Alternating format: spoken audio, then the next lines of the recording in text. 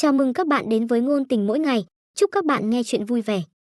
Nhận được tờ giấy chẩn đoán mỏng manh kia, tôi đứng ở cửa bệnh viện, muốn gọi điện thoại cho Tống Tùy.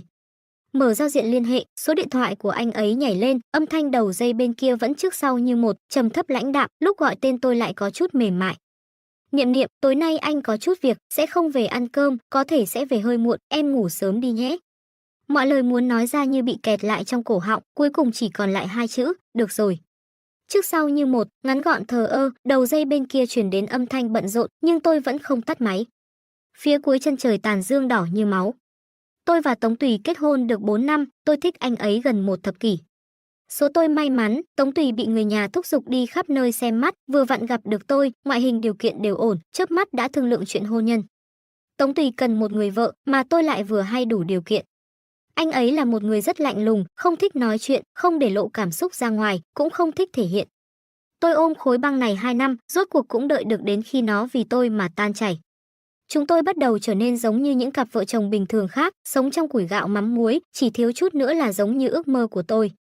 Chỉ là hiện tại, giấc mộng đẹp còn chưa kéo dài được bao lâu này sẽ bị phá vỡ. Hôm nay, tôi được bác sĩ chẩn đoán mình bị ung thư tuyến tụy. Tôi còn được biết hôm nay là ngày Tô Đường, Bạch Nguyệt Quang của anh ấy trở về. Thế nên anh ấy mới hối hả cúp máy đi gặp chị ta. Tôi không ăn gì, cứ ngồi trong phòng khách chờ anh ấy rất lâu. Đợi đến khi bóng đêm dần tối đen như mực, cửa phòng khách mở ra, tôi cũng bị kéo về từ cơn buồn ngủ. Tống Tùy cẩn thận đóng cửa lại, bước chân cũng nhẹ nhàng, trong phút chốc đèn phòng khách bật lên, chúng tôi bốn mắt nhìn nhau. Anh ấy cũng chỉ hơi sửng sốt, lập tức nhíu mày, sao em còn chưa ngủ? Ngồi ở phòng khách một hồi không để ý nên ngủ quên. Tôi cười nhìn anh ấy, mới nghe thấy tiếng động liền tỉnh. Tống Tùy một tiếng, sắc mặt bình tĩnh. Tôi nhận áo khoác của anh ấy, mùi đàn hương trộn lẫn hương hoa hồng chui thẳng vào mũi tôi, hương thơm khiến cho người ta bất giác buồn ngủ. Đây là mùi hương yêu thích của Tô Đường. Vào ngày tôi được chẩn đoán mắc bệnh nan y, chồng tôi đã lái xe đến đón Bạch Nguyệt Quang của anh ấy về nước. Đáng lẽ tôi phải hỏi anh ấy, nhưng nhận ra vừa mở miệng đã chẳng biết nói gì, cũng chẳng có gì muốn nói. Ngày hôm sau tôi vẫn dậy sớm, vẫn như thường lệ làm bữa sáng cho Tống Tùy. Anh ấy bị bệnh dạ dày, lúc nghiêm trọng tôi phải chăm anh ấy cả nửa tháng trong bệnh viện. Các bác sĩ và y tá ai cũng nói anh ấy tìm được một cô vợ tốt, khi đó Tống Tùy ngồi trên giường bệnh, sắc mặt mệt mỏi, ánh mắt nhìn về phía tôi lại không chút gợn sóng. Lúc trong phòng bệnh chỉ còn lại hai người chúng tôi, anh ấy mới lên tiếng, tìm hộ lý cũng giống vậy thôi. Động tác gọt hoa quả trên tay tôi chậm lại, vốn đang là một đường vỏ trái cây hoàn chỉnh lại bị đứt lìa, anh ấy dường như nhận ra, lại bổ sung một câu, em cũng không cần phải vất vả như vậy. Không giống, nói thực tế ra thì cũng không có gì khác, nhưng tôi vẫn luôn cảm thấy tự mình làm sẽ tốt hơn là trông chờ vào bàn tay người khác. Đối với người mình thích, ai mà không muốn quan tâm từng chút một. Không giống chỗ nào. Tôi cười nhìn anh ấy, không đầu không đuôi trả lời một câu không liên quan, anh là chồng của em. Bệnh dạ dày của anh ấy không chữa được dứt điểm, thế nên sau kho xuất viện tôi luôn muốn dưỡng lại dạ dày cho anh ấy. Tống Tùy là người cuồng công việc, thường xuyên bận rộn đến quên ăn quên uống. Mỗi sáng tôi đều thức dậy nấu bữa sáng cho anh ấy, có đôi khi tỉnh dậy thì anh ấy đã đi trước, thế nên tôi cũng thường xuyên mang đồ ăn đến tận công ty anh ấy làm. Thỉnh thoảng bận rộn không có thời gian đưa cơm, tôi sẽ nhắc nhở anh ấy ăn uống đúng giờ. Chớp mắt 2-3 năm, rất nhiều chuyện đã trở thành thói quen, ví dụ như dậy sớm. Hôm nay Tống Tùy dậy sớm hơn ngày thường, tôi chưa kịp chỉnh cà vạt cho anh ấy, đã thấy anh ấy cầm hộp cơm trên bàn vội vã ra ngoài. Lúc ra khỏi cửa, bước chân anh ấy dừng lại, quay đầu nhìn tôi đứng trong phòng khách, trên khuôn mặt không cảm xúc mới hiện lên chút ấm áp, giống như ánh nắng rọi vào làm mặt băng dần tan chảy. Anh đi đây, Niệm Niệm. Đi đường cẩn thận. Giống như vô số những buổi sáng trước đó. Ý định buổi trưa đi đưa cơm cho Tống Tùy cũng là tôi bất chợt nổi hứng. Tôi không nói trước với anh ấy, em gái ở quầy lễ tân của công ty cũng biết tôi, chào hỏi xong liền bảo tôi lên lầu. Tôi đã đến công ty Tống Tùy rất nhiều lần. Anh ấy cũng thoải mái giới thiệu tôi với mọi người, vị này là phu nhân tôi. Cách xưng hô này mang theo hơi thở cổ xưa qua bao thế kỷ, lại làm cho người ta không thể không liên tưởng đến một đoạn tình ý nào đó trường tồn theo thời gian. Tôi cũng hoảng hốt thầm nghĩ, có lẽ chúng tôi có thể đi cùng nhau cả cuộc đời như vậy. Nhưng cuộc sống luôn thích chơi đùa người khác. Đầu tiên cho bạn MOT giấc mộng đẹp, sau đó đạp vỡ nó. Để bạn nhìn thấy bộ mặt vốn dữ tợn của cuộc sống trong một mớ hỗn độn trái ngang. Giống như hiện tại. Tôi nhìn thấy chồng tôi, người đang đứng nói chuyện với Bạch Nguyệt Quang mà anh ấy đã quen biết từ lâu. Trong tay chị ta đang cầm hộp cơm tôi để bữa sáng cho Tống Tùy. Tô Đường hình như vẫn không thay đổi, vẫn là dáng vẻ trước kia, khi còn học đại học, mái tóc dài xõa trên vai, lúc cười rộ lên tựa như chú mèo con vô hại lại lanh lợi. Cảm ơn Tống tổng, bữa sáng rất ngon. Không có gì, Tống Tùy nhận lấy hộp cơm. Tô Đường còn muốn nói gì nữa, ánh mắt lại đột nhiên nhìn thấy tôi đứng cách đó không xa. Chị ta lập tức trở nên vui vẻ, ánh mắt cong như lưỡi liềm, Niệm Niệm, đã lâu không gặp. Chị ta bước nhanh về phía tôi, muốn nắm lấy tay tôi, nhưng sau khi phát hiện ra hộp cơm trong tay tôi lại có chút sửng sốt. Em tới đưa cơm cho Tống Tùy, điểm tâm ban sáng cũng là em làm cho anh ấy hả? Xin lỗi nha, sáng nay chị có chút hạ đường huyết. Tống Tùy thấy vậy liền đưa cho chị ăn, sớm biết là em chuẩn bị cho anh ấy thì chị đã không ăn rồi. Tô Đường ngượng ngùng nhìn về phía tôi cười, có điều chị còn muốn khen một câu, Niệm Niệm, tay nghề của em giỏi thật. Tất nhiên là giỏi.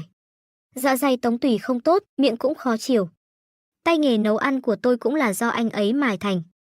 Anh ấy biết điều đó. Tôi cũng cười như chị ta, chỉ là bàn tay giấu sau lưng, móng tay đâm vào da thịt. Khoảng khắc đó, ngoại trừ tức giận tôi đột nhiên cảm thấy rất không cam lòng. Kế hoạch trả thù cũng vào thời khắc đó từng chút một trở nên rõ ràng. Tống Tùy sẽ không ngoại tình. Cho dù tôi cảm thấy nguy cơ đối với sự xuất hiện của Tô Đường, tôi vẫn cố gắng đóng vai trò của một người vợ đủ điều kiện, vậy thì xiềng xích của đạo đức và trách nhiệm sẽ đặt trên người Tống Tùy. Tôi không biết người cuối cùng không chịu đựng nổi nữa sẽ là tôi hay là anh ấy. Buổi tối lúc anh ấy về nhà có mang về cho tôi một món quà. Viên kim cương màu hồng lấp lánh dưới ánh đèn, thiết kế vô cùng tinh tế, vừa nhìn đã biết giá trị không nhỏ. Nó rất đẹp, nhưng tôi không thích nó. Tôi rất ít khi đeo trang sức, chỉ có những lúc đi dự tiệc cùng Tống Tùy tôi mới ăn mặc long trọng, đeo trang sức đắt tiền mà anh ấy tặng. Tống Tùy không giỏi ăn nói, tôi biết món quà này đơn giản là lời xin lỗi và bù đắp chuyện xảy ra sáng nay. Tôi vẫn mỉm cười nhận nó. Thân sắc Tống Tùy lúc này mới có chút hòa hoãn, tôi không biết anh ấy vui vì tôi không so đo hay là vì tôi không giận Tô Đường. Tôi đặt hộp vào ngăn kéo, lên giường nhắm mắt lại nhưng không thể ngủ. Đợi đến khi anh ấy trở lại phòng nằm xuống bên cạnh tôi, mùi đàn hương quen thuộc cũng theo đó ập đến, người đàn ông cẩn thận từ phía sau ôm tôi vào lòng. Nhiệt độ người kế bên lan về phía tôi thông qua lớp quần áo mỏng, tôi nhắm mắt lại, thở đều. Mãi cho đến khi người phía sau ngủ say, tôi lại hoàn toàn không chút buồn ngủ. Cảm giác khó chịu ở bụng trên trở nên nặng nề hơn. Tôi mở mắt ra. Ánh trăng xuyên qua cửa sổ rơi xuống nền nhà bạc trắng. Tôi nhìn nó rất lâu, lâu đến mức thế giới yên tĩnh như chỉ còn lại mỗi mình tôi. Gần như khoảnh khắc đó tôi mới nhớ tới. Tôi sắp chết rồi. Buổi sáng tiễn Tống Tùy ra ngoài, điện thoại tôi thông báo một ghi chú, tôi vội vã liếc nhìn, mới nhớ ra hôm nay là ngày đến thăm mẹ tôi. Ba mẹ tôi ly hôn từ khi tôi còn rất nhỏ, ông ấy không yêu mẹ tôi, đã sớm lén lút với người khác sinh ra một đứa con gái còn lớn hơn tôi. Mẹ tôi một mình nuôi tôi khôn lớn, thế nên tôi đã tự hứa với lòng sẽ phải học hành chăm chỉ. Chỉ là số tôi hơi đen, trở thành mục tiêu bạo lực học đường. Cho dù thật ra tôi chẳng làm gì cả, có lẽ chỉ là ăn mặc khiến họ không vừa mắt, hay có lẽ chỉ là nói một câu khiến họ ghi hận trong lòng. Tôi không dám nói với mẹ tôi, giáo viên cũng không thể quản họ, tôi càng phản kháng, họ chỉ càng làm những điều tồi tệ hơn. Có một hôm tôi bị rất nhiều người vây quanh chỉ trỏ, thật ra tôi đã sớm rèn cho mình một tinh thần cảm xúc thô ráp, gom gạch đá xây cho mình một rào chắn trong lòng, khiến bản thân chẳng còn để ý đến những kẻ xấu xa xung quanh. Ánh mắt khi miệt của nữ sinh cầm đầu kia rơi vào mặt tôi, như thể một giây sau sẽ tuyên bố lời phán quyết. Sau đó Tống Tùy xuất hiện. Anh ấy rất thông minh, biết được mọi chuyện không phải mới xảy ra ngày một ngày hai. Anh ấy cũng rất có ý thức tự bảo vệ, giúp tôi ngăn những người đó, tôi và anh ấy cùng bình an trải qua 3 năm trung học. Thế nên tôi mới có suy nghĩ không màn mọi thứ đuổi theo phía sau lưng anh ấy, thi đậu cùng trường đại học với anh ấy, cố gắng trở thành người tốt hơn để xứng đáng đứng bên cạnh anh. Nhưng tôi vẫn trễ một bước. Cũng giống như Tống Tùy là ánh sáng của tôi, anh ấy cũng gặp được ánh sáng của anh ấy. Tô Đường cũng là chị gái cùng cha khác mẹ của tôi. Tôi mang đến cho mẹ tôi chút đồ, hiện tại bà ấy đã có gia đình mới, tôi ngồi tầm 10 phút, trò chuyện với bà ấy một vài câu đơn giản rồi lịch sự chào tạm biệt ra về. Bắt taxi về nhà, đi đến cửa khu dân cư, từ xa tôi đã nhìn thấy họ. Tô Đường và Tống Tùy sóng vai nhau mà đi, không biết đang nói đến cái gì, chỉ thấy người chồng xưa nay lãnh đạm của tôi lúc này đang cong khóe môi, khóe mắt hiện lên ý cười mềm mại. Tôi sững sờ tại chỗ. Nhìn bọn họ nói cười, phía sau bụi cỏ bỗng nhiên nhảy ra một chú chó con bẩn thỉu, nhìn về phía Tô Đường kêu 2 tiếng. Hai người dừng lại, Tô Đường muốn sờ nó, chó nhỏ gầm gừ nhào vào đùi chị ta sợ tới mức chui thẳng vào lòng Tống Tùy. Tống Tùy đưa tay đỡ một chút, bàn tay đặt bên hông chị ta lại nhanh chóng buông ra. Lúc nghiêng đầu, vừa vặn nhìn thấy tôi đứng ở nơi đó, phản ứng của Tô Đường còn nhanh hơn anh ấy, Niệm Niệm. Tôi chậm chậm đi tới, Tô Đường đang muốn nói gì đó, tôi lại đi trước chị ta một bước, khom lưng ôm lấy chó con bẩn thỉu trên mặt đất. Chó con dường như cũng sợ hãi, chui tọt vào lòng tôi, nhưng cũng không giãy giụa. Tống Tùy, tôi nhìn anh ấy cười, em muốn nuôi nó. Bầu không khí thoáng cái lạnh xuống. Tôi chỉ mỉm cười lặp lại, em sẽ nuôi nó.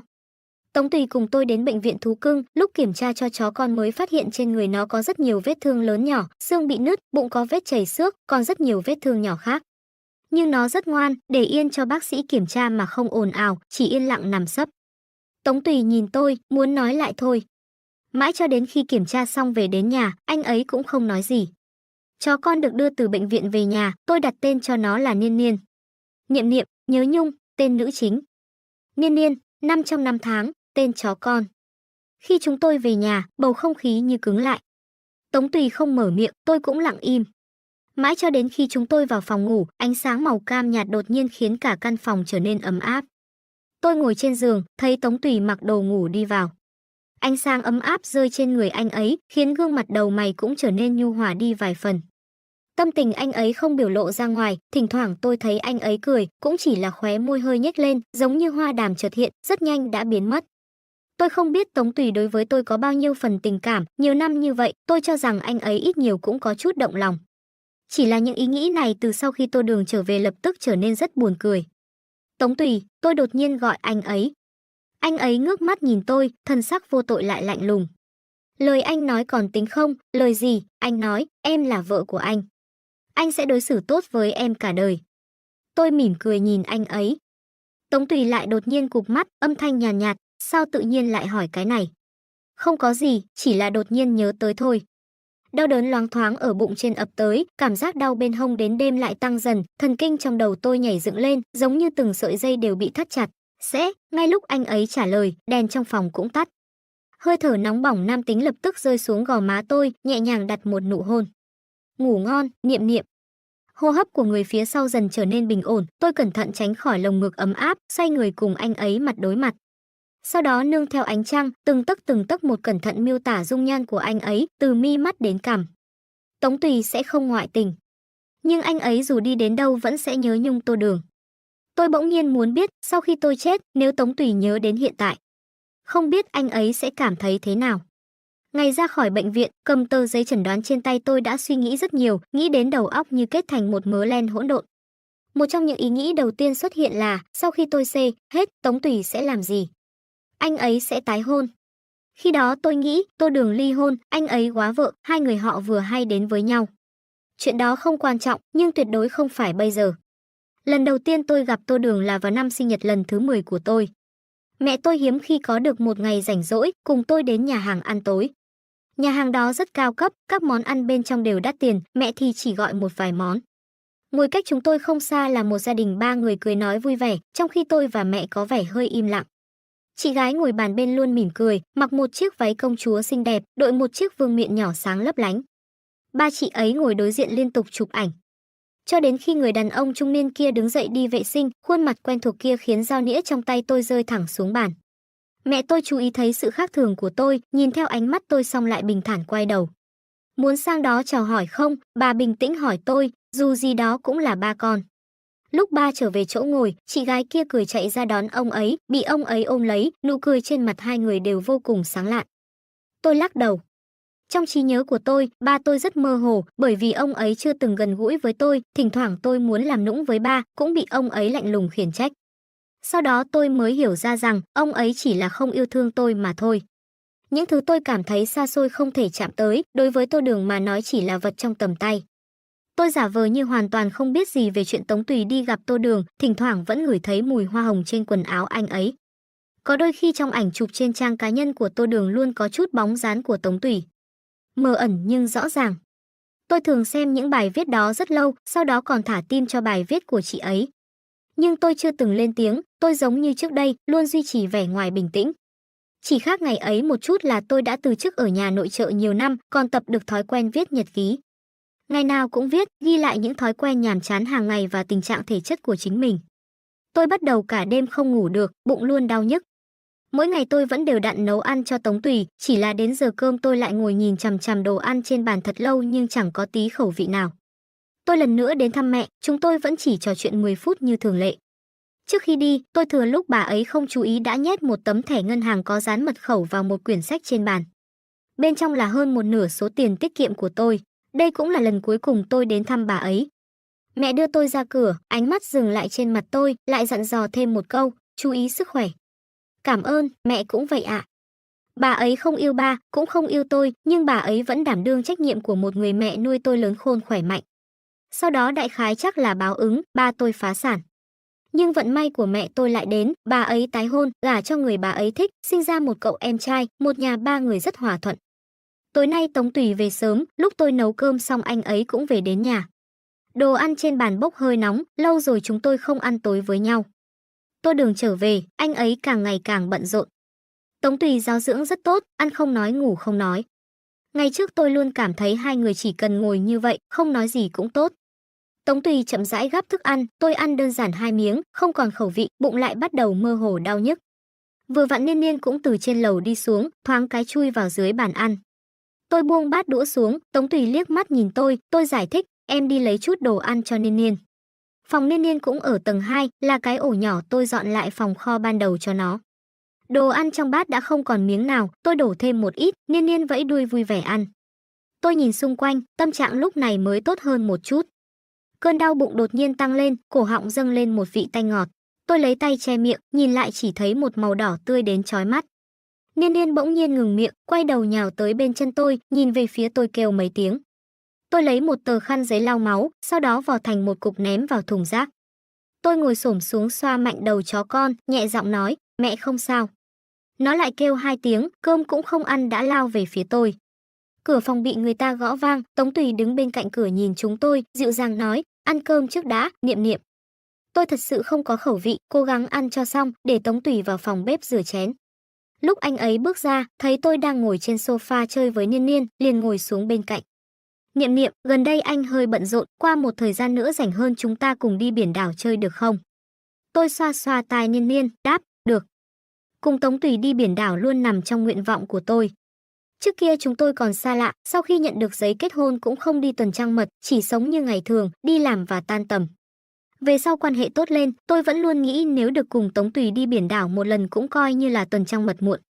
Tôi không nói chuyện này với Tống Tùy, chỉ là thời gian luôn không chờ người, chúng tôi vẫn mãi chưa thể cùng đi biển đảo. Dư Quang liếc thấy anh ấy dịu dàng nhìn tôi, nhưng tôi lại giả vờ như không thấy. Anh ấy mở miệng, thứ tư tuần sau có một bữa tiệc tối, hôm đó em rảnh không, đi với anh nhé. Tôi hơi sững người, lại nhanh chóng khôi phục bình tĩnh, em không đi. Tống Tùy cũng không hỏi nhiều, chỉ gật gật đầu. Ánh mắt tôi dừng trên người Niên Niên, không để ý đến Tống Tùy nữa. Tô Đường vừa về nước, cơ hội tốt như vậy chị ta sẽ không bỏ qua. Nếu như chị ta nài nỉ Tống Tùy, anh ấy sẽ không mặc kệ chị ta. Niên Niên nằm sấp trên đùi tôi hừ hừ 2 tiếng, tôi sờ sờ đầu nó.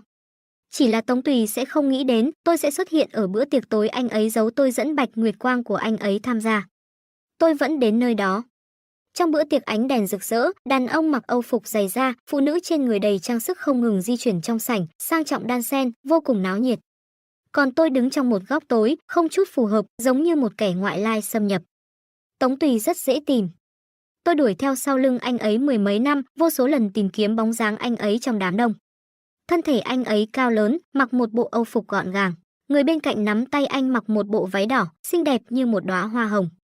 Đó là Tô Đường. Tôi nhìn họ xuyên qua đám đông, cười đùa vui vẻ. Giống như một cặp đôi được đất trời định sẵn. Cho dù đã sớm đoán được cảnh tượng này, nhưng khi tận mắt nhìn thấy, tôi vẫn như cũ giống như bị người ta nặng nề tát một cái. Trái tim nhảy lên liên hồi, dây leo bất an gắt gao quấn lấy, lại không ngừng siết chặt, đau đến mức tim tôi như muốn nổ tung ra. Trong đầu tôi như chia thành 2 mảnh, gân xanh trên trán từng chút một hiện lên. Nhưng tôi không làm gì cả, chỉ đứng đây nhìn họ nắm tay, nhìn họ mỉm cười chào hỏi mọi người. Tôi thấy có người đi về phía Tống Tùy vỗ bả vai anh ấy, chỉ về phía tôi. Tống Tùy nghiêng đầu nhìn qua. Tôi không mặc váy sang trọng, cũng đã rất gầy, lâu lắm rồi tôi không dám nhìn vào gương, sợ nhìn thấy xương gò má mình đang dần lộ ra, sợ nhìn thấy gương mặt mình dần hóp lại. Tôi biết anh ấy đã nhìn thấy tôi. Bởi vì sắc mặt anh ấy thoáng cái đã thay đổi, rất khó coi. Cách đám đông náo nhiệt, chúng tôi cứ từ xa nhìn nhau như vậy. Tôi chỉ lặng lẽ nhìn anh ấy, không cười cũng không khóc. Nhìn thấy anh ấy thay đổi sắc mặt, tránh khỏi tay Tô Đường, muốn bước đến chỗ tôi, cách một đám người, bước chân anh ấy có vẻ gian nan. Tôi lại đột nhiên cười với anh ấy, sau đó xoay người rời khỏi nơi này. Về đến nhà, tôi đi thẳng đến gian phòng cũ trước đây, trong đầu loạn thành một đoàn dây dưa lẫn nhau, có thế nào cũng không gỡ được. Dây leo ở trái tim càng quấn càng chặt, như thể một giây sau sẽ nổ tung lồng ngực. Cuối cùng tôi không giữ nổi bình tĩnh, tôi quét mọi thứ trên bàn làm việc xuống, âm thanh hỗn độn vang vọng khắp nhà, không đủ. Những cuốn sách đặt trên kệ bị tôi điên cuồng xé rách, giấy vụn bay rải rác trên mặt đất, giống như một trận tuyết trái mùa. Vẫn không đủ. Tôi kéo đổ kệ bày đồ trang trí nhỏ, mỹ phẩm chăm sóc da, đập vỡ những đồ thủ công mỹ nghệ Tống Tùy đi công tác mua về cho tôi. Dục vọng phá hoại đan xen với tức giận, xúc động tình cảm như đang diễu võ dương oai trong đầu tôi. Mặt đất là một mớ hỗn độn đến lộn xộn, giống như cuộc sống tan vỡ của tôi. Lúc tôi lấy lại tinh thần, trên tay đã cầm một cây kéo, mà Niên Niên cũng gào dưới chân tôi. Tiếng chó kêu sắc bén lại dồn dập, thấy tôi rũ mắt nhìn nó chợt an tĩnh lại, há miệng le lưỡi như đang cười ngây ngô. Kéo trong tay tôi rơi xuống đất, Niên Niên vội vàng nhào về phía tôi, vừa chạy vừa kêu. Tôi đờ đẫn ôm nó vào lòng, nó liền dùng chiếc đầu xù xì lông ra sức cọ cọ tôi, thân thể nho nhỏ nhưng ấm áp. Tôi ôm nó, đột nhiên rơi nước mắt. Tất cả xúc động rút đi, phá họa không mang lại cho tôi hài lòng, mà chỉ để lại trong tim tôi một lỗ đen sâu không đáy. Tra tấn như vậy. Lúc Tống Tùy về nhà, tôi đã dọn dẹp xong phòng. Anh ấy muốn nói chuyện với tôi ngồi trên ghế sofa mỉm cười nhìn anh ấy, tôi biết anh ấy muốn giải thích, nhưng không biết làm thế nào mở miệng. Tôi ở cạnh anh ấy 4 năm, cùng anh ấy trải qua nhiều thứ, Tống Tùy không giỏi ăn nói nhưng trật tự rõ ràng, tất cả lời nói phát ra từ miệng anh ấy đều lạnh như băng. Là tôi từng chút một dạy anh ấy làm sao để đối phó với khách hàng khó chiều, làm sao để tiếp chuyện bạn học cũ. Anh ấy hiện tại đã thành thạo những trường hợp giải thích thế này, chỉ là khi xuất hiện trên người tôi người này lại tích chữ như vàng. Trước kia tôi cảm thấy anh ấy có là dạng gì tôi cũng yêu, hiện tại nghĩ lại, có lẽ cũng chỉ vì không có gì để nói cùng tôi mà thôi. Tôi cười mở miệng, chặn tất cả lời anh ấy muốn nói. Không sao, em biết Tô Đường vừa về nước không có bạn bè gì, anh muốn giúp chị ta nên dẫn chị ta đi dự tiệc. Sắc mặt Tống Tùy thay đổi, Không sao, tôi nhìn anh ấy, âm thanh dịu dàng, em không ngại. Tống Tùy nhìn tôi, không nói lời nào. 4 mắt nhìn nhau. Tôi vẫn luôn nhẹ nhàng nhìn anh ấy. Hơn nửa ngày sau, cuối cùng anh ấy cũng rời tầm mắt. Lại bỗng nhiên ôm lấy tôi, ôm rất chặt, giống như muốn khảm tôi vào thân thể của anh ấy, làm tôi có chút không thở nổi. Hơi thở ấm áp nam tính rơi vào tai tôi. Niệm Niệm, gọi đầy thân mật. Em gầy rồi. Tôi chỉ cười không đáp. Mùi đàn hương trộn lẫn hương hoa hồng vây quanh, tôi cứng rắn khắc chế cảm giác buồn nôn của mình. Sáng hôm sau thức dậy, tôi vẫn tiễn anh ấy đi làm như bình thường. Vốn tưởng rằng anh ấy muốn đi, Tống Tùy lại đột nhiên dừng bước ở phòng khách. Niệm Niệm. Anh ấy dịu dàng nói, anh quên thắt cà vạt. Tôi có chút bất đắc dĩ, lên lâu tiện tay chọn một cái đưa cho anh ấy. Tống Tùy không nhận, cúi đầu nói, Niệm Niệm, giúp anh.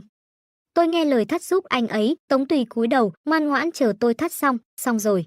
Thắt lưng bỗng nhiên bị người ta kéo lại, tôi lao về phía trước dính vào thân thể người đối diện, tôi ngẩng đầu nhìn anh ấy, Tống. Mọi lời nói đều bị chặn trở về, trên môi một mảnh ấm áp. Tống Tùy bóp eo tôi hôn tôi, rất hung dữ.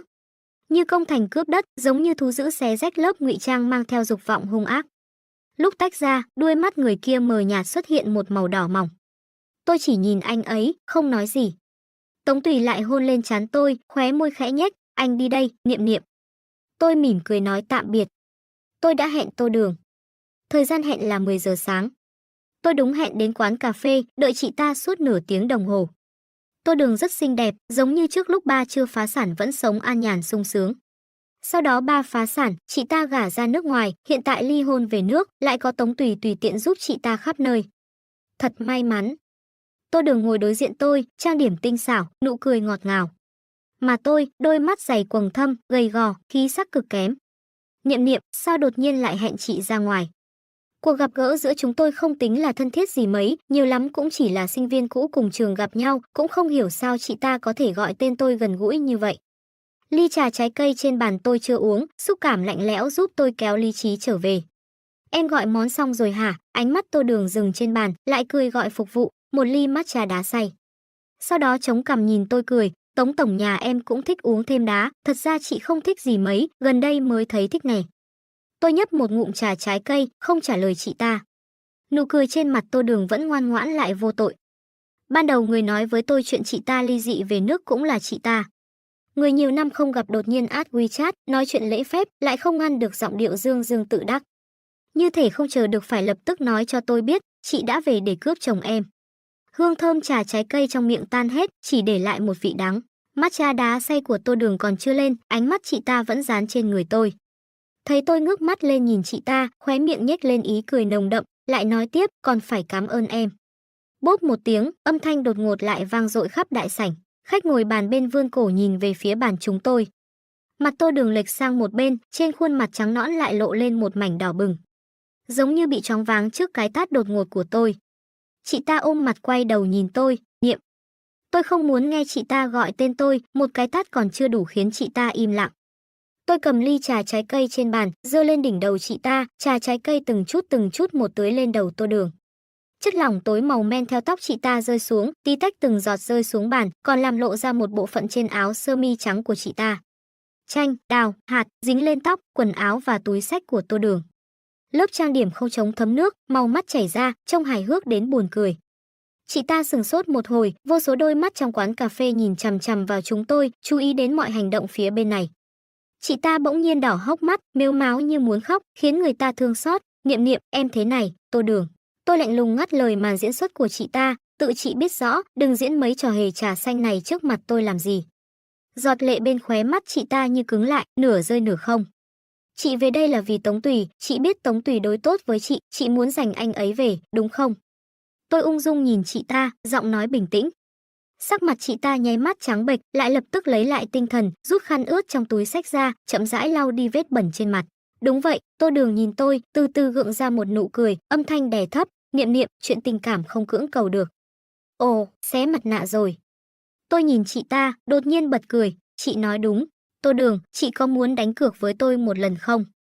Cược thắng anh ấy sẽ là của chị, tôi cam tâm nhường chỗ, chị cũng không phần phiền não mang tiếng tiểu tam. Tô Đường lẳng lặng nhìn tôi, thản nhiên cười, được. Lúc Tống Tùy về nhà, tôi đang viết nhật ký trong phòng. Nghe tiếng anh ấy mở cửa, tôi đặt bút xuống, nhét nhật ký vào ngăn kéo. Gần đây Tống Tùy luôn về rất sớm. Đôi khi buổi tối cũng cùng tôi đưa Niên Niên đi dạo. Đến đêm tôi nằm trên giường đọc sách, anh ấy bỗng nhiên tiến lại gần ôm tôi vào lòng. Tôi tựa vào người anh ấy, cảm nhận nhiệt độ ấm nóng nam tính. Anh ấy đặt cằm lên đầu tôi, cùng tôi xem cuốn tiểu thuyết ngôn tình cầu huyết trên tay. Đọc được nam chính làm chỗ dựa cho nữ phụ cho nữ chính một cái tát, nữ chính khóc lóc hét lên, tôi mới là vợ của anh. Bàn tay anh ấy vòng qua eo tôi siết chặt hơn một chút. Tôi lật sang trang tiếp theo như không có gì xảy ra. Diễn biến kế tiếp là nam chính lần lượt giúp nữ phụ chèn ép nữ chính lần lượt đau lòng khổ sở, cuối cùng quyết tâm rời khỏi nam chính. Nam chính ăn năn hối hận, lập tức bắt đầu hành trình theo đuổi vợ, đi một vòng lớn, hai người happy ending. Đọc xong cuốn sách đã đến nửa đêm. Tôi nhớ thuốc ngủ để ở phòng khác, muốn rời khỏi lồng ngực Tống Tùy, nhưng anh ấy không buông tay, cứ ôm tôi rất chặt. Tống Tùy, tôi gọi anh ấy. Anh ấy cúi xuống đáp. Căn phòng đột nhiên trở nên rất yên tĩnh. Yên tĩnh đến nỗi tôi có thể nghe thấy nhịp tim của anh ấy. Niệm Niệm, anh ấy vùi đầu vào vai tôi, thoáng lộ ra vài phần ủy khuất. Trước đây em không gọi thẳng tên anh. Tôi bỗng nhiên có chút muốn cười. Trước kia Tống Tùy cũng không gọi tôi là Niệm Niệm. Chỉ là mang theo thái độ xa cách, lễ phép gọi tôi là Sầm tiểu thư. Hóa ra chúng tôi đều thay đổi. Tôi xoay người, nhìn về phía Tống Tùy, tay cũng vòng qua eo anh ấy, cười gọi, "A Tùy." Anh ấy nhìn tôi, ánh mắt tinh tế dò xét từng phân cảm xúc của tôi, cuối cùng cụp mắt lại, kéo gần khoảng cách của chúng tôi hơn một chút. Niệm Niệm, trước kia tôi không biết Tống Tùy có thể biểu hiện tình cảm thâm tình đến vậy. Nhưng nếu anh ấy thật sự yêu tôi, vì sao lại để ý Tô Đường đến vậy? Đã một tuần trôi qua kể từ khi tôi hẹn Tô Đường gặp mặt. Kỷ niệm ngày cưới sắp tới, Tống Tùy cũng càng lúc càng dính lấy tôi.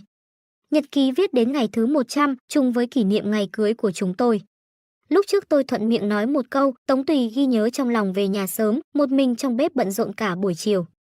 Tôi dắt Niên Niên đi dạo một vòng rồi mới về, trong nhà đã được anh ấy bày trí xong. Thức ăn trên bàn tản ra hương thơm mê người, Tống Tùy đứng một bên, khóe miệng mỉm cười, ánh mắt mềm mại nhìn về phía tôi. Niệm Niệm, hoan nghênh về nhà. Hoa hồng và máy phát nhạc cổ xưa lãng mạn. Cạnh bên chai sâm panh có 2 vé máy bay cho ngày mai. Tôi nhìn Tống Tùy, lại nhìn vé máy bay, cười rộ lên. Kim đồng hồ trên tường chỉ vào số 8, bầu không khí xung quanh thật tốt đẹp. Cho đến khi Tô Đường gọi điện thoại đến. Người đẹp đến khóc cũng phải đẹp, nói chị ta đang rất khó chịu.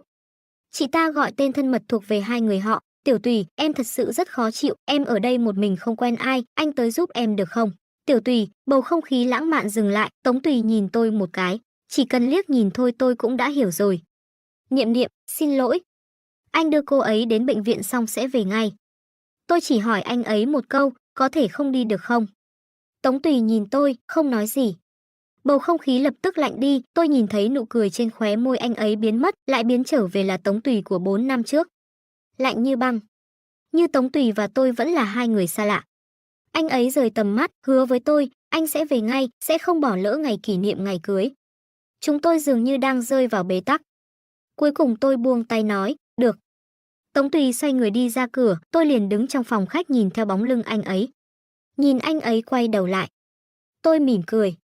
Giống như vô số lần trước đây, giống như một người vợ đủ tiêu chuẩn. Tôi nói, đi đường cẩn thận, được, tôi nhìn anh ấy biến mất trong bóng đêm, nhà trong máy phát vẫn đang chạy. Tôi tiện tay ném nó xuống đất, tiếng vang thật lớn qua đi, trong phòng khách thoáng cái mất đi tất cả âm thanh. Tôi quay lại phòng. Tống Tùy hôm nay sẽ không trở về nữa, tôi biết, Tô Đường đã cược thắng. Nhưng tôi cũng không thua. Tôi trở về phòng, khóa trái cửa, sau đó lấy nhật ký ra khỏi ngăn kéo, chuyển sang trang mới nhất. Chợt cảm thấy viết trang cuối cùng này thật khó khăn. Tâm trí lại một mớ hỗn độn, lộn xộn đến không thể giải quyết. Bụng, đầu, trái tim đều giống như bị người ta dùng dao băm ra. Tôi bỗng nhiên cảm thấy rất lạnh, lạnh lẽo từ xương tủy. Bàn tay cầm bút có chút run rẩy, nhưng tôi vẫn viết từng nét một. Ngày 25 tháng 8 năm 20XX. Hôm nay ngày kỷ niệm ngày cưới của chúng tôi. Tống Tùy xuống bếp nấu cho tôi, còn bày biện trong nhà. Anh ấy cũng sẽ đưa tôi ra đảo chơi. Nghi thức kỷ niệm còn chưa bắt đầu, Tô Đường đã gọi điện thoại tới. Anh ấy lại bỏ tôi lại. Tôi sẽ không bao giờ đi biển đảo được nữa. Tạm biệt, Tống Tùy. Nước mắt rơi xuống, trên giấy loang lổ một mảnh mực. Nhưng tôi lại không có nửa điểm cảm xúc bi thương, nước mắt rơi là vì đau đớn. Tôi sống bằng tình yêu. Tình yêu của người khác và tình yêu của riêng mình, bởi vì không có ai yêu tôi chỉ có thể dựa vào tình yêu của Tống Tùy mà sống. Tôi đã từng yêu Tống Tùy đến như vậy. Sau khi bị rút cạn toàn bộ chân thành, tôi chỉ còn lại thân thể trống rỗng. Giống như một ngọn nến sắp tàn, một chút tình yêu cuối cùng của tôi dành cho Tống Tùy cũng đã chảy cạn trong hôm nay. Nhìn giọt sáp cuối cùng rơi xuống, tôi ngồi đó cười vui vẻ, cười đến thoải mái. Vở kịch của tôi hôm nay đã kết thúc. Vì sao lại gạt Tống Tùy, vì sao phải làm bộ làm như không thấy bọn họ ở cạnh nhau, vì sao lại cho Tô Đường cơ hội. Thứ tôi cho Tô Đường không phải là dây leo leo lên cành cây, mà là con dao sắc lại bé nhọn. Người sống không thể tranh giành với người chết. Tống Tùy không yêu tôi cũng không sao. Nhưng cả đời này anh ấy sẽ không thể quên tôi. Anh ấy có lỗi với tôi. Tôi muốn anh ấy cảm thấy tội lỗi, muốn làm anh ấy hối tiếc. Tôi muốn anh ấy đọc cuốn nhật ký này, để anh ấy cảm nhận tâm trạng của tôi hết lần này đến lần khác, để anh ấy khắc ghi cả đời này. Quá trình vợ anh ấy bị bệnh nan y, từng bước đi đến cái chết, mà đến cuối cùng anh ấy đã làm những gì để đẩy tôi đến vực sâu tuyệt vọng. Vở kịch vô lý này do cái chết của tôi thúc đẩy đến cao trào, tiếp theo đến lượt Tống Tùy và Tô Đường. Viên thuốc ngủ nghẹn lại nơi cổ họng, tôi khó chịu cố gắng nuốt xuống, nuốt toàn bộ thuốc vào bụng. Trên bàn không chỉ có nhật ký của tôi, còn có công thức nấu ăn tôi cẩn thận viết cho anh ấy. Dạ dày anh ấy không tốt, miệng lại khó chịu.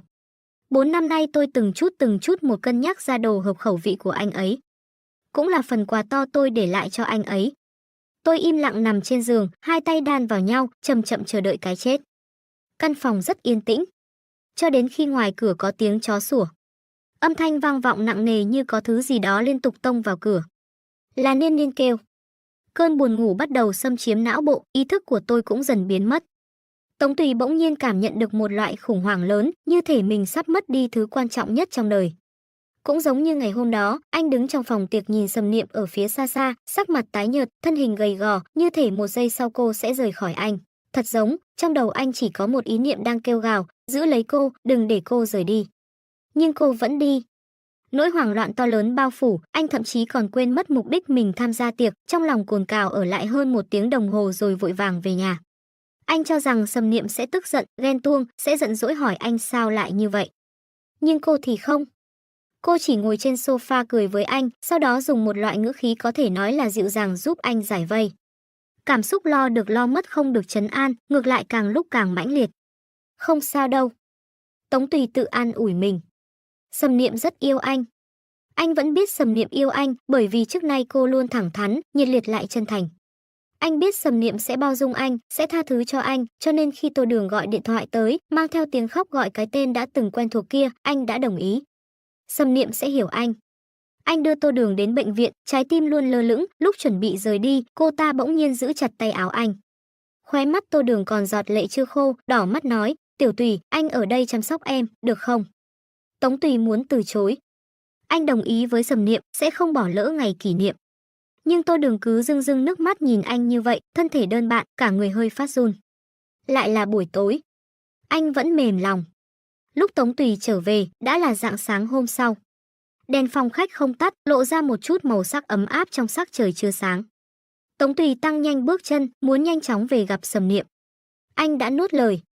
Nhưng trong phòng ngủ không có bóng dáng của Sầm Niệm. Thư phòng cũng không có, phòng cô từng ở một mình cũng không có, khắp nơi đều không có. Thức ăn trên bàn đã nguội lạnh nhưng chưa bị động đũa.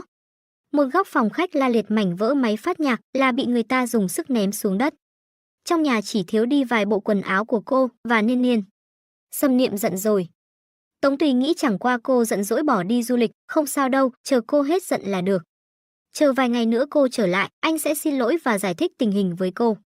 Nhưng đợi mấy ngày, Sầm Niệm vẫn không trở về. Không ai biết cô đi đâu. Sầm Niệm đã tắt máy, đồng nghiệp nói từ lúc cô nghỉ việc cũng không liên lạc nữa, mẹ cô thì nói cách đây 1 tháng có gặp cô. Phiền cậu chuyển lời với con bé, có thời gian thì lấy thẻ ngân hàng về đi, tôi không cần tiền của nó tự mình nuôi mình là tốt rồi.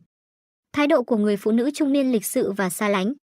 Lúc này Tống Tùy mới nhận ra một tia không thích hợp, cơn khủng hoảng quay về, thậm chí còn lớn hơn trước, giống như sau một lúc im lặng sẽ có cơn sóng lớn khác ập đến.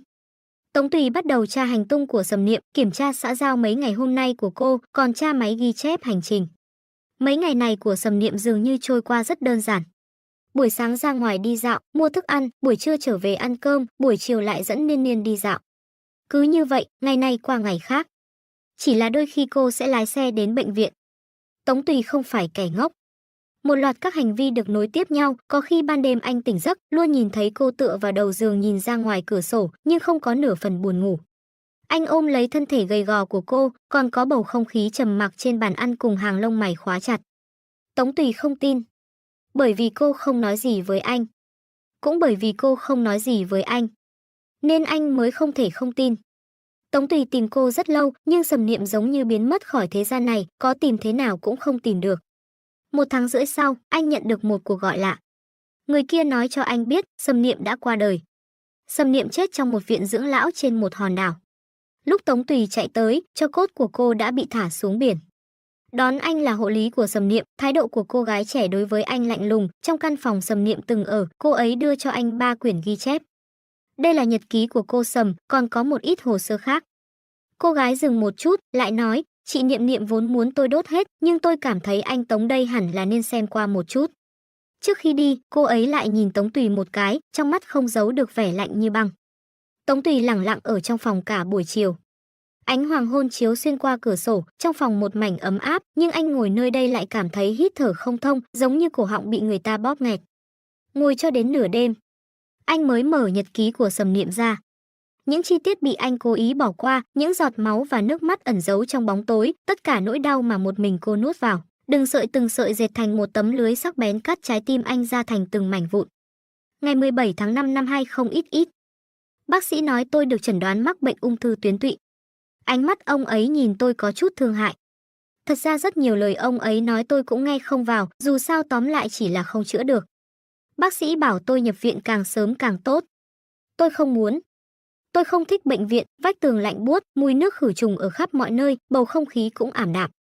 Sẽ không ai ở lại cạnh tôi. Tôi muốn gọi điện thoại cho A Tùy, nhưng lại không biết mở miệng thế nào. Làm sao nói với anh ấy đây? Chẳng lẽ nói tôi sắp chết rồi sao? Vẫn là không nói nữa. Nhưng A Tùy gọi tới, anh ấy nói tối nay có việc, sẽ về trễ một chút. Tôi bỗng nhiên nhớ tới, hôm nay là ngày Tô Đường trở về. A Tùy, đi đón chị ta chưa? Ngày 18 tháng 5 năm 20XX. Tôi đến công ty đưa cơm cho A Tùy, gặp được Tô Đường. Chị ta vẫn xinh đẹp như trước, bữa sáng tôi nấu cho A Tùy cùng bị chị ta ăn. Tôi đã rất tức giận. Nhưng sau đó tôi cũng nghĩ thông, tôi cho A Tùy rồi thì là của anh ấy muốn làm gì cũng được. Ngày 21 tháng 5 năm 20XX. Tôi đến gặp mẹ, vốn muốn nói với bà ấy, nhưng nghĩ một hồi vẫn cảm thấy không cần thiết. Hiện tại mẹ tôi đang hạnh phúc, tôi không nên làm phiền bà ấy. Lúc trở về tôi thấy A Tùy và Tô Đường còn có một con chó nhỏ. Tôi muốn nuôi nó.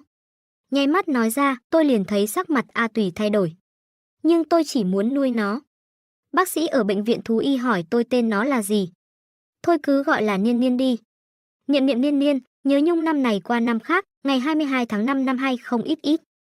Tối hôm qua trước khi đi ngủ, tôi hỏi A Tùy lời anh ấy nói còn tính không.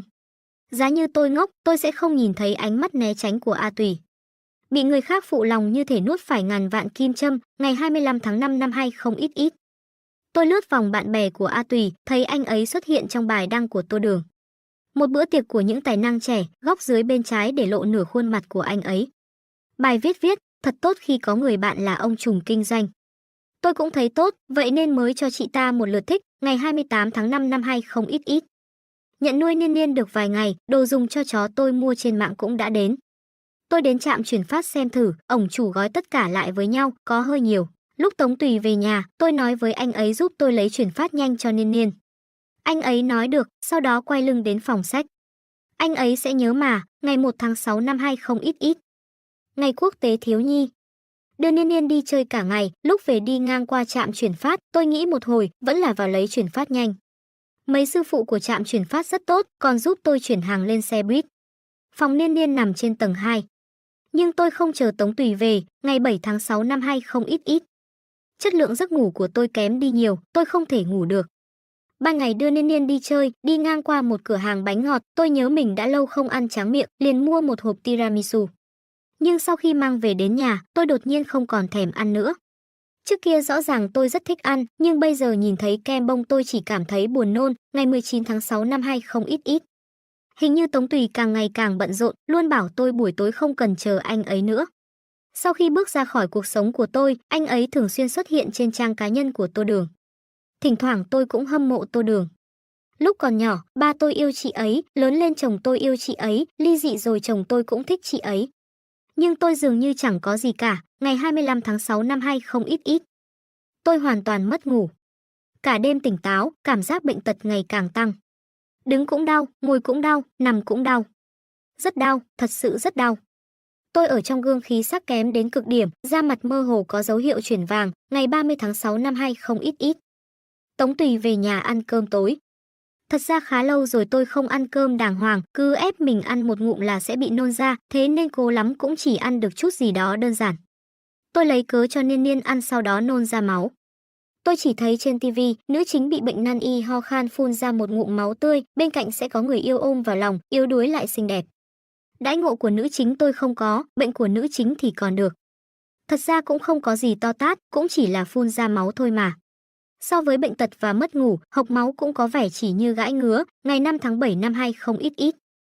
Tống Tùy hỏi tôi có muốn đi dự tiệc không, tôi nói không đi. Tôi đã rất lâu không nhìn vào gương, ban đêm ngủ không ngon, cũng không ăn được. Buổi sáng lúc đánh răng ngẫu nhiên ngước mắt lên, người trong gương có chút xa lạ. Hai gò má gầy gò, xương gò má hơi nhô ra, vành mắt xanh đen, môi trắng bệch. Có vẻ như già đi rất nhiều. Nhưng tôi rõ ràng chỉ mới hơn 20, là độ tuổi bừng bừng sức sống.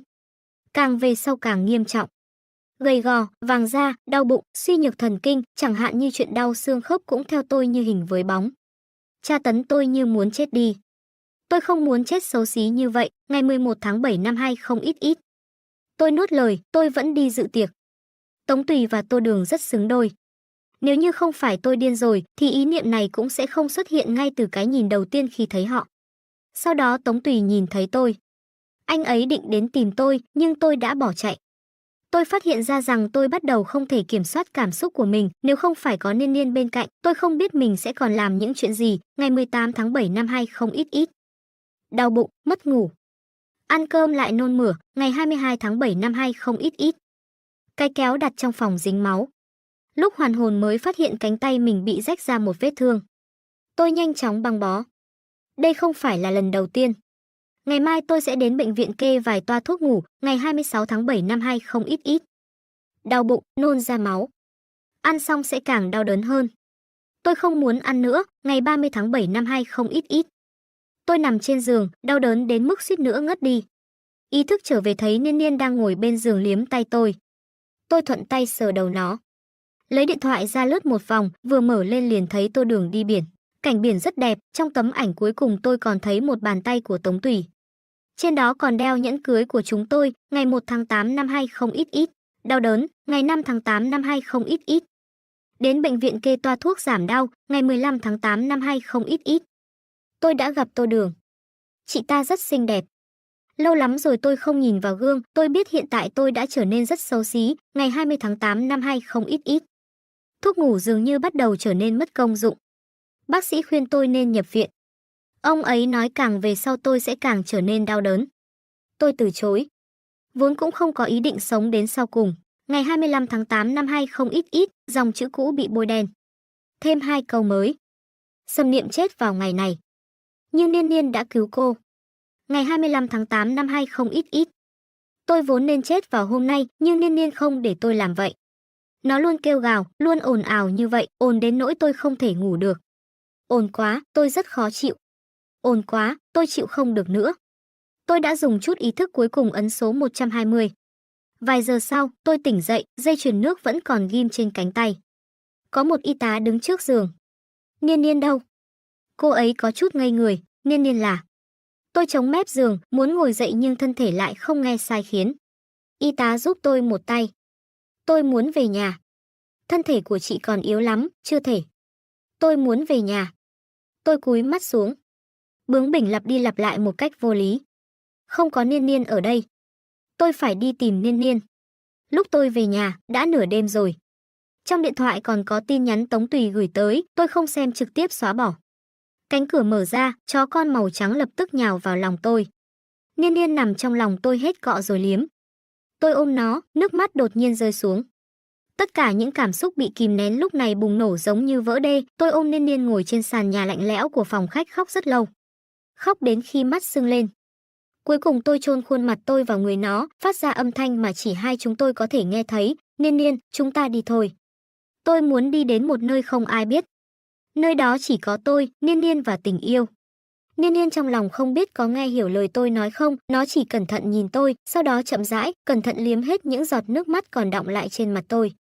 Trên đời này không ai yêu tôi. Nhưng Niên Niên thì khác, nó sẽ luôn luôn yêu người đã đưa nó về nhà. Niên Niên luôn yêu thương Sầm Niệm. Tôi vội vã suốt đêm đi đến một hòn đảo và ở lại viện dưỡng lão trên hòn đảo nhỏ đó. Cuộc sống trên đảo cũng tốt đẹp như tôi mong đợi. Ban ngày chơi với Niên Niên, trò chuyện với người dân trong thị trấn, buổi tối thì đi dạo trên bờ biển. Tôi rất thích biển.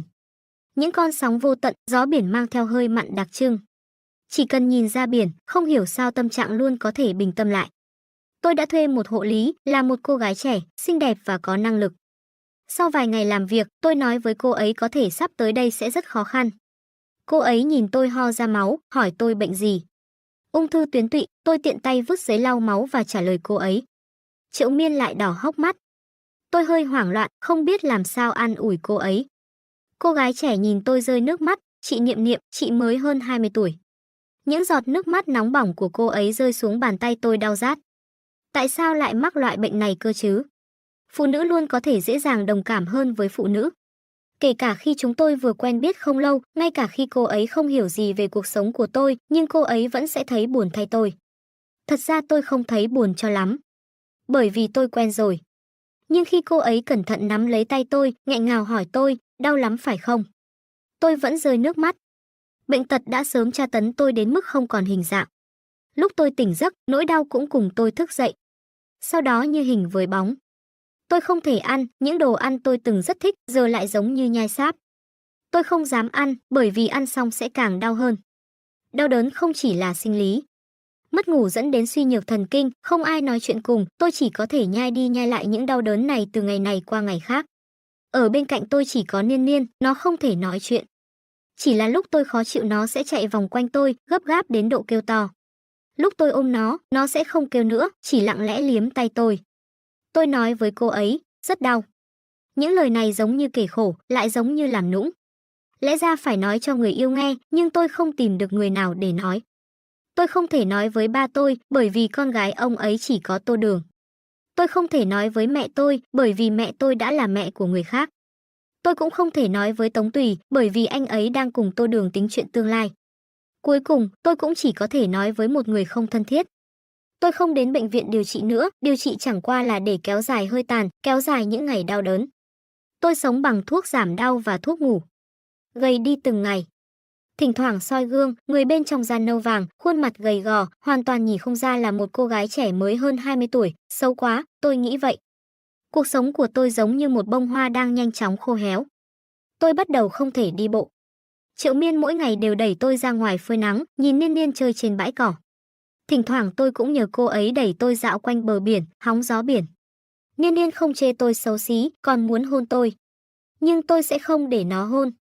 Triệu Miên không hỏi bệnh tình của tôi, chỉ cùng tôi nói chuyện phiếm, tán gẫu những chuyện trước kia, kể chuyện trước kia của cô ấy, nói chuyện linh tinh, cái gì chúng tôi cũng nói. Một ngày nọ, cô ấy giúp tôi dọn dẹp, thấy nhẫn cưới tôi đặt trong ngăn kéo, bất ngờ hỏi tôi, chị Niệm Niệm, chị kết hôn rồi sao? Đúng vậy, vậy chồng chị. Cô ấy nói được một nửa lại im lặng, dường như phát hiện ra điều gì đó. Tôi chỉ cười cười, anh ấy không biết. Không biết tôi bị bệnh. Không biết tôi bí mật chạy đến đây. Hai người ly hôn rồi sao? Triệu Miên nhất thời nhanh miệng, nói xong lại lập tức che miệng mình lại, không có, vậy anh ta. Tôi mỉm cười không trả lời cô ấy, tôi không muốn nói đến chủ đề này. Những ngày trên đảo trôi qua nhanh chóng. Cuộc sống hạnh phúc luôn ngắn ngủi như vậy. Tôi bắt đầu không thể chịu đựng được nữa. Thuốc giảm đau mất tác dụng. Cơn đau đã đến một mức độ không thể chịu đựng được, tôi không thể ăn bất cứ thứ gì. Tôi giấu một con dao trong phòng. Có đôi khi con dao đã đặt trên cổ tay, nhưng nhìn Niên Niên ngủ say trong phòng. Tôi lại buông xuống. Sống sót với tôi mà nói đã trở thành một nỗi đau. Tôi hiếm khi đi ra ngoài. Nhưng nằm một chỗ cũng đau. Triệu Miên liền đến nói chuyện phiếm với tôi, kể tôi nghe mấy chuyện trong trấn. Cô gái hàng xóm cạnh nhà cô ấy đêm nào cũng cãi nhau với bạn trai. Sau đó cô kia tê cổ tay tê tử, ép bạn trai không được chia tay. Quấy rối, cuồng loạn, làm một trận lớn trong bệnh viện. Triệu Miên có chút thổn thức, tình cảnh có thể nói là khách hàng, ủng bố, sao có thể có người dùng sinh mệnh của mình để cứu vớt tình yêu. Bởi vì đã từng yêu quá sâu sắc, sau đó biến thành chấp niệm, mới có thể canh cánh trong lòng, mới cuồng loạn. Tôi mỉm cười nhìn cô ấy, tôi đã từng giống như cô ấy vậy. Bởi vì người không được cuộc sống này yêu thương, sẽ luôn luôn khao khát tình yêu. Triệu Miên vẻ mặt kinh hãi, nhìn không ra, chị Niệm Niệm, chị dịu dàng như vậy. Bởi vì tôi đã có Niên Niên. Đi khuyên nhủ cô ấy nhiều hơn đi, Triệu Miên. Cuối cùng cũng phải nghĩ thông thôi, cô ấy còn có cơ hội, còn kịp thời dừng lại, còn có thể bắt đầu lại từ đầu. Nhưng tôi thì không. Tôi thực sự không thể chịu đựng được nữa. Tôi bảo Triệu Miên đẩy tôi đi tản bộ. Ban đêm bên bờ biển không có nhiều người. Chúng tôi tản bộ một lát lại ngừng. Con đường rất yên tĩnh. Niên Niên cũng không kêu. Lúc cô ấy đẩy tôi trở về phòng, Niên Niên cũng chui vào. Mấy ngày nay tôi không cho nó vào phòng. Nó chạy đến bên giường tôi, cố gắng nhảy lên dụi vào tôi. Tôi bảo Triệu Miên ôm nó đi. Nó không chịu để cô ấy ôm, né trái né phải, nhe răng trợn mắt kêu, rất hung dữ. Niên Niên, tôi hét tên nó. Nó lại im lặng, ánh mắt nhìn tôi không hiểu sao có chút ủy khuất. Tôi nhìn Triệu Miên một cái, cô ấy bế nó lên, ôm nó đi. Ra tới cửa nó còn kêu lên vài tiếng nữa, âm thanh dần dần xa. Tôi nhớ đến lần đầu tiên gặp nó bẩn thỉu, gầy gò, trông rất đáng thương. Sau đó bác sĩ thú y nói những vết thương trên người nó là bị đánh tạo thành. Giá như tôi có thể gặp nó sớm hơn.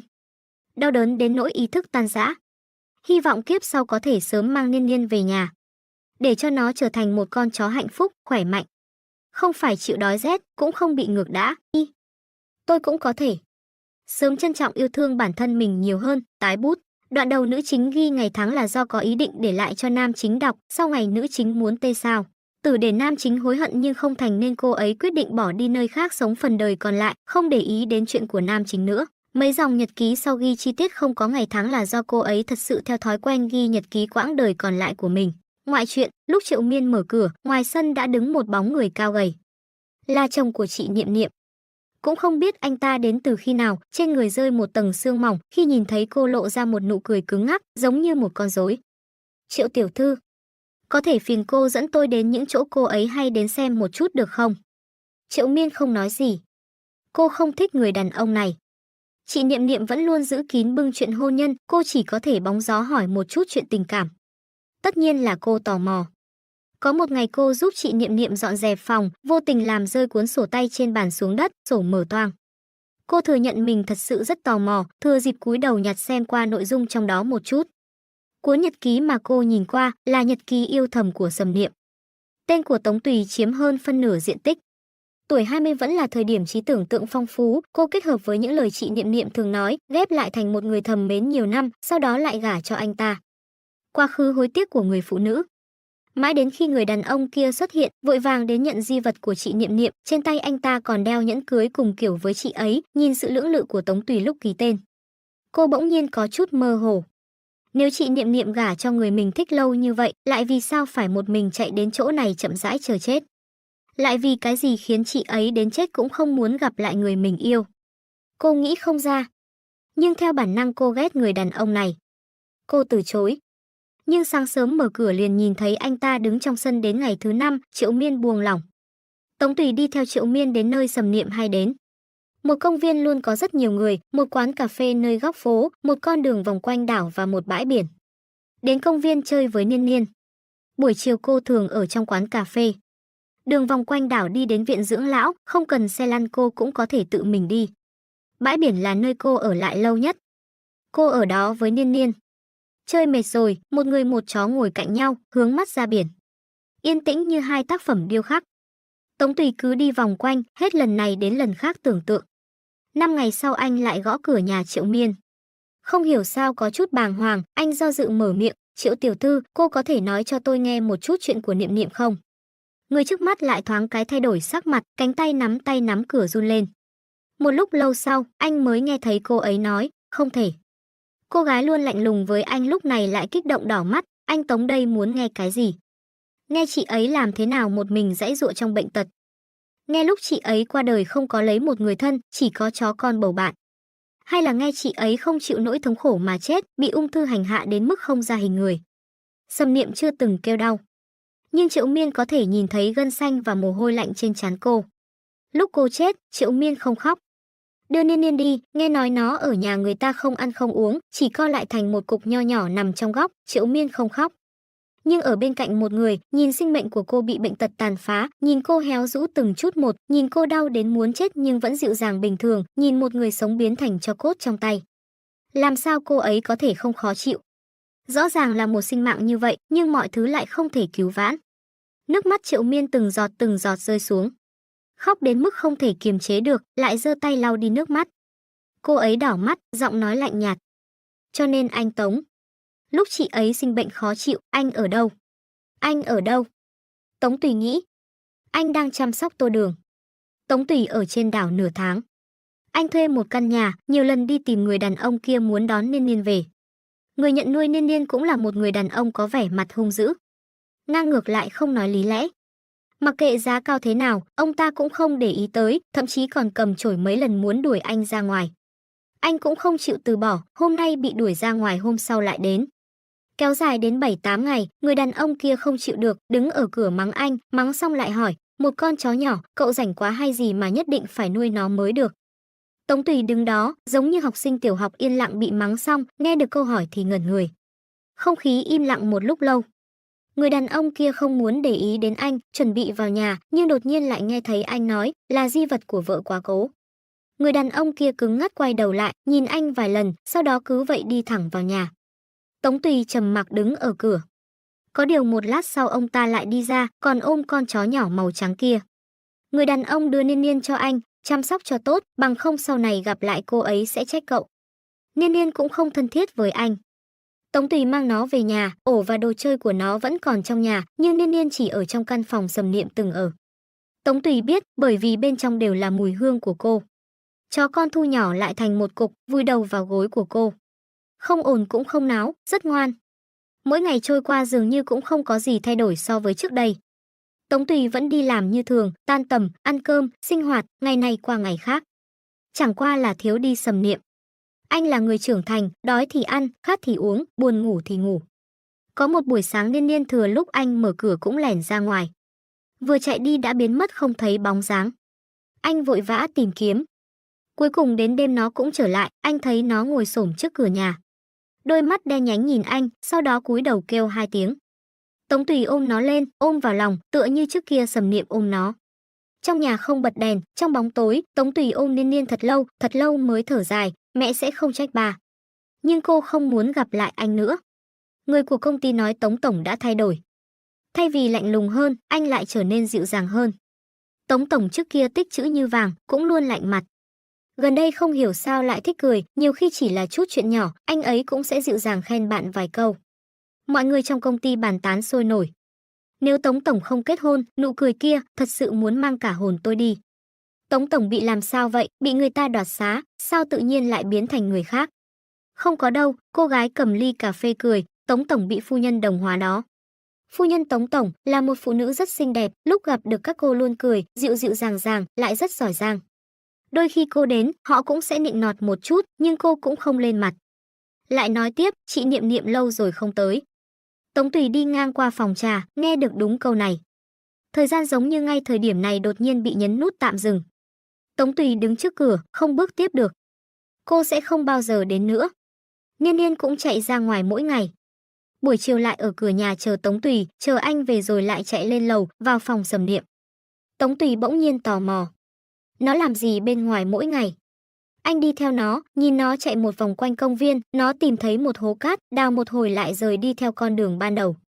Đi 2 vòng tiểu khu sau đó về nhà, ngồi xổm ở cửa chờ anh về. Lúc đầu Tống Tùy không rõ. Cho đến một ngày, trong công viên có một cô gái sờ đầu nó, nhẹ giọng nói, Niên Niên, mẹ nhóc đâu. Niên Niên cũng kêu 2 tiếng, sau đó trầm mặc.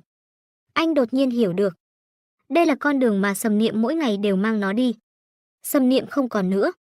Nó vẫn tiếp tục đi. Hôm đó về nhà, Tống Tùy theo Niên Niên vào phòng Sầm Niệm. Chó nhỏ chui vào dưới bàn làm việc, gặm một cái lọ rỗng. Tống Tùy cầm cái lọ rỗng lên nhìn một chút, trên đó in bao bì thuốc ngủ. Anh đột nhiên nhớ đến dòng chữ bị gạch đi. Tôi sẽ không thể đi biển đảo được nữa. Tạm biệt, Tống Tùy. Sầm Niệm chết vào ngày này. Nhưng Niên Niên lại cứu cô. Lọ thuốc ngủ trống rỗng, vết cào trên cửa, chữ viết tay bị nước mắt làm nhòe, không nhận được tin nhắn trả lời. Và Sầm Niệm vốn định chết vào ngày đó. Những bi thương đè nén trong lòng lập tức hóa thành sóng thần, phá hủy anh. Hối hận như một con quái vật khổng lồ, cắn nuốt anh, nhai nát rồi nhả ra, nhai đi nhai lại. Tống Tùy thả người ngồi trên nền đất, hết lần này đến lần khác nhớ lại chi tiết ngày đó. Nghĩ lại nhiều lần giống như tự ngược. Rốt cuộc, anh đã làm cái gì vậy? 3 ngày sau Chu Dục rốt cục đến gõ cửa nhà bạn thân mình. Tô Đường nhắn tin cho Tống Tùy, gọi điện thoại anh không trả lời, bất đắc dĩ mới nhờ Chu Dục giúp đỡ. Chu Dục đứng trước cửa nhà anh gõ cửa chừng 3 tiếng đồng hồ.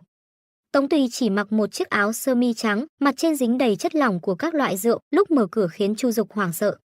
Mùi rượu ngút trời khiến anh ta chỉ muốn nôn, cũng may Tống Tùy nhìn qua chỉ hơi thảm, mùi rượu hơi buồn nôn nhưng tâm tình vẫn tương đối ổn định. Khuôn mặt vẫn lạnh băng như thường, nhìn qua vẫn khó lại gần. Bạn thân không nói lời nào đi thẳng vào phòng, Chu Dục đi theo phía sau anh, trong nháy mắt thấy rõ mọi thứ trong phòng anh khiến anh ta thiếu chút nữa chửi ầm lên. Ổn định cái rắm. Phòng khách đầy chai rượu, bị người ta xếp chỉnh tề trên nền nhà, không loạn dù chỉ một chút. Mọi thứ trong nhà đều sắp xếp rất trật tự. Tống Tùy ngồi trên sofa, cầm lấy chai rượu vừa uống một nửa trên bàn trà, ngửa đầu đưa lên miệng, điên rồi, Chu Dục tiến lên cướp rượu. Chất lỏng không màu tưới lên người Tống Tùy.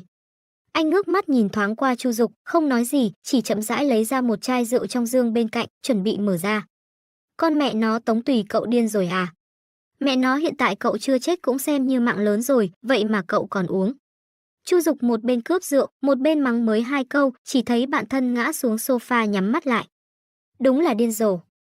Lúc Tống Tùy tỉnh lại ở bệnh viện, mở mắt ra liền nhìn thấy Chu Dục bên cạnh. Đầu óc ngờ nghệch, hình như nhớ lại cảnh anh ta đang mắng chửi gì đó. Tống Tùy nghĩ một hồi, chỉ nhớ mình vẫn uống không nổi liền vào nhà vệ sinh nôn xong liền tiếp tục uống. Nhưng anh không say. Chu Dục buông điện thoại xuống, chỉ thấy bạn thân đang nằm trên giường nhìn chằm chằm mình. Không có biểu hiện gì thì càng đáng sợ hơn. Trong lòng Chu Dục nổi giận, con mẹ nó. Sầm Niệm đi rồi. Đột nhiên lời nói toát ra cắt đứt lửa giận của Chu Dục, giọng nói của bạn thân khàn khàn như bị giấy nhám ma sát. Đi rồi sao, đi đâu rồi? Não anh ta nhất thời chưa về kịp. Tống Tùy cụp mắt, cô ấy bị bệnh gì, ung thư tuyến tụy. Chu Dục thoáng cái im lặng. Ngày kỷ niệm ngày cưới của chúng tôi, Tô Đường gọi điện thoại cho tôi, nói cô ấy bị bệnh, muốn tôi đến thăm cô ấy. Lúc đi Sầm Niệm hỏi tôi có thể không đi được không? Tôi không trả lời. Tối hôm đó một mình cô ấy ở nhà uống rất nhiều thuốc ngủ. Chu Dục, Tống Tùy ngước mắt lên, ánh mắt như một đầm nước chết. Cậu nói xem, lần cuối cô ấy tiễn tôi đi, cô ấy đang nghĩ gì? Chu Dục trầm mặc. Lúc cô ấy uống thuốc ngủ, nằm trên giường chờ chết, cô ấy đang nghĩ gì? Không ai trả lời. Người trên giường bỗng nhiên ngồi dậy, đỏ mắt, âm thanh tối tăm lại thống khổ. Không biết là hỏi Chu Dục hay là đang tự hỏi mình. Cậu nói xem, cô ấy sẽ nghĩ cái gì? Chu Dục bỗng nhiên đứng dậy. Không quay đầu lại đi ra ngoài, cửa phòng bệnh rầm một tiếng đóng lại. Chỉ còn lại một mình anh trong phòng. Còn lại một mình anh như mất đi linh hồn nhìn bức tường trắng xóa. Cuối cùng khóc không thành tiếng. Sau khi Tống Tùy xuất viện đã từ chức.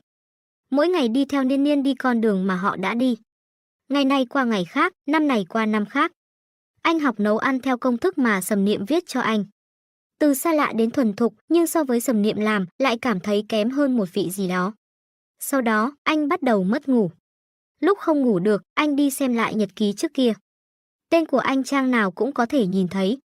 Anh lật hết trang này đến trang khác. Vừa khóc vừa cười. Thì ra cô từng cẩn thận thích anh nhiều năm như vậy. Sau đó Niên Niên cũng không đi được nữa.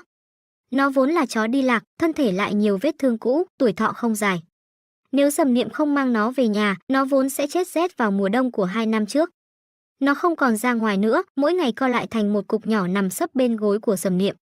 Tống Tùy cũng không đi đâu cả. Ăn ngủ và ở lại cạnh nó. Ngày Niên Niên đi, Tống Tùy cũng đi theo nó. Chó nhỏ đang nằm sấp bỗng nhiên run rẩy đứng lên, hướng về một phía nào đó kêu 2 tiếng, sau đó lộ ra một nụ cười ngây ngô, đuôi nhỏ lắc lư. Tống Tùy nhìn nó muốn nhào về phía trước, sau đó lại ngã trên giường nằm bất động. Sau 10 giây, nó không còn động tĩnh gì nữa. Tống Tùy biết là Sầm Niệm đến đón nó, tái bút. Cơn buồn ngủ nuốt chửng chút ý thức cuối cùng của anh. Tống Tùy nghĩ. Thì ra ngày đó, Sầm Niệm cảm thấy như vậy. Chuyện đến đây là hết. Cảm ơn các bạn đã nghe chuyện trên kênh Ngôn Tình Mỗi Ngày.